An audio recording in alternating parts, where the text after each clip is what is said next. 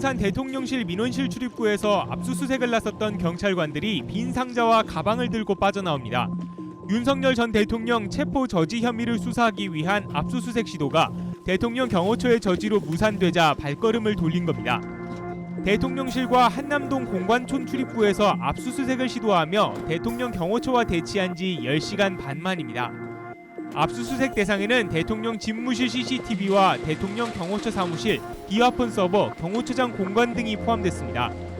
앞서 경찰은 오전 10시쯤부터 압수수색 영장을 제시하며 집행에 나섰지만 대통령실과 경호처는 불승낙 사유서를 제출하며 진입을 막았습니다.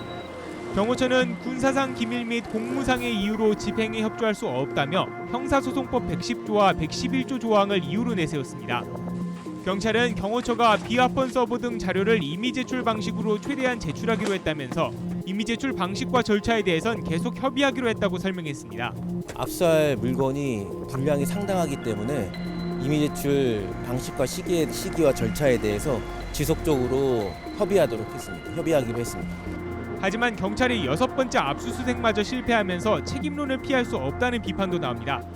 특히 윤 전 대통령이 파면돼 형사상 불소추 특권을 잃었고 김성훈 경호처 차장도 사의를 표한 만큼 수사가 탄력을 받을 수 있다는 전망도 나왔기 때문입니다. 경찰은 또 이상민 전 행정안전부 장관의 내란 혐의를 조사하기 위해 대통령 집무실 CCTV도 확보하려 했지만 이마저도 불발됐습니다. 대통령 경호처는 경찰이 요청한 자료가 방대하다며 구체적인 제출 방식과 비화폰 등 일부 자료에 대해서는 추가 협의를 통해 진행하기로 했다고 밝혔습니다.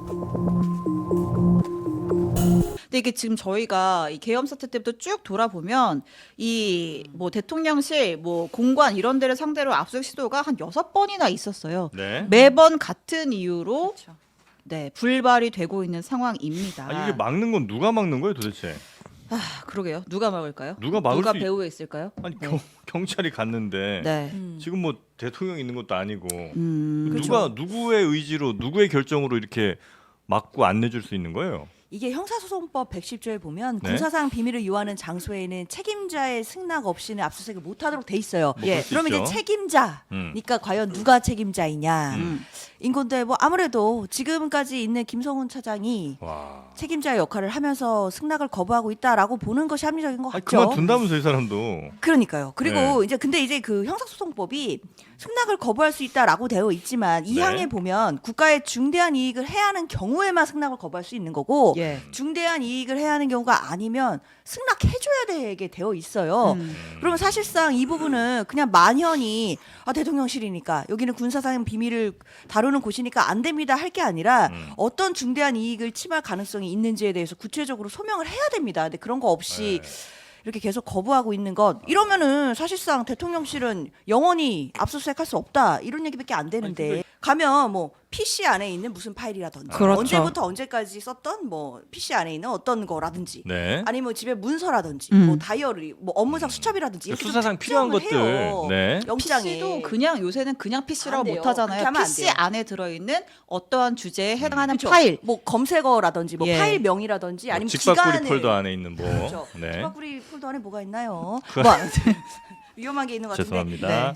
그렇게 한정을 하기 때문에 네. 사실상 이렇게 무조건 만연히 군사상 비밀을 요하는 장소니까 안 된다라고 막기에는 이해가 안 되는. 말도 안 되고 네. 국민들이 압수수색 받는 거에 비하면은 형평성의 문제에서도 이 네. 부분은 참 시정이 돼야 되죠. 요거는 뭐 크게 1, 2당의 차이가 별로 없을 것 같긴 한데 그렇진 않나요?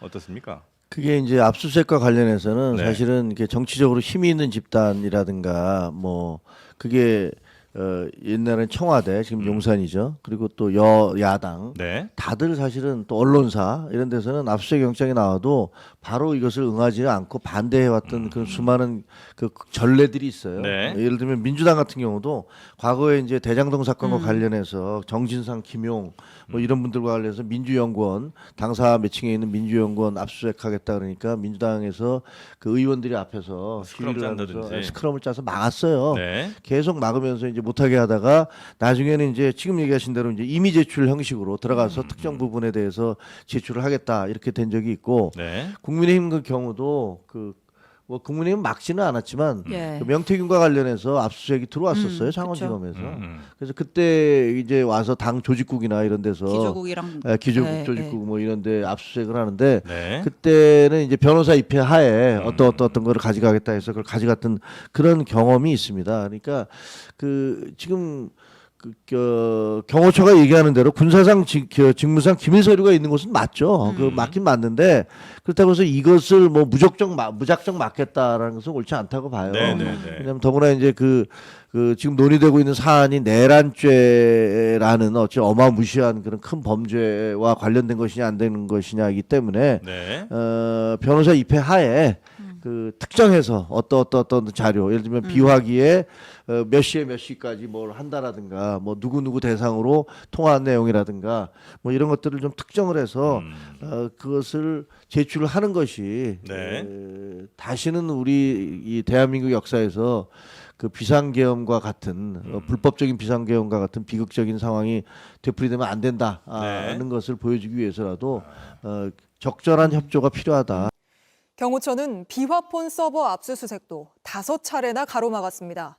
윤석열 전 대통령이 계엄 당시 비화폰으로 지시를 내리고 보고를 받은 만큼 비화폰 서버는 이번 사태의 블랙박스와도 같은 주요한 증거입니다. 김지윤 기자입니다. 경찰청 특별수사단은 여태껏 5차례에 걸쳐 경호처가 관리하는 비화폰 서버 압수수색을 시도했습니다. 내란 수괴 피고인인 윤 전 대통령이 내란 중요 종사자들과 비화폰으로 소통했기 때문입니다. 김용현 전 국방부 장관과 군 사령관들, 그리고 조지호 경찰청장 등입니다. 12.3 내란 사태의 비선 노상원 전 정보사령관도 비화폰을 이용했습니다. 대통령께서 비화폰으로 제게 직접 전화를 하셨습니다. 의결 정족수가 아직 다 안 채워진 것 같다. 빨리 문을 부수고 들어가서 안에 있는 인원들을 끄집어내라. 비화폰 서버가 12.3 내란 사태의 전말이 담긴 블랙박스와도 같은 겁니다. 하지만 경호처가 협조를 거부해 번번이 실패했습니다. 경찰은 오늘도 압수 대상으로 경호처 비화폰 서버를 특정했습니다. 윤 전 대통령이 비화폰을 통해 김성훈 경호처 차장 등에게 체포영장 집행을 막도록 지시했는지 확인하겠다는 겁니다. 경찰 관계자는 비화폰 서버를 수색하는 과정에서 내란 혐의와 관련된 증거가 발견되면 증거 보전을 신청해야 할 것으로 보인다고 했습니다. 하지만 경찰은 오늘도 서버에 접근하지 못했습니다. 서버 압수수색을 막아선 경호처의 최종 책임자는 윤 전 대통령과 특수공무집행방해 혐의 공범 관계인 김성훈 차장입니다. 경찰은 경호처 사무실과 경호처장 공관 등에서 비화폰 불출 내역도 확인하려 하고 있습니다. 경찰은 오늘 비화폰 서버 압수수색이 불발돼도 계속해서 시도하겠다는 입장입니다. JTBC 김지윤입니다.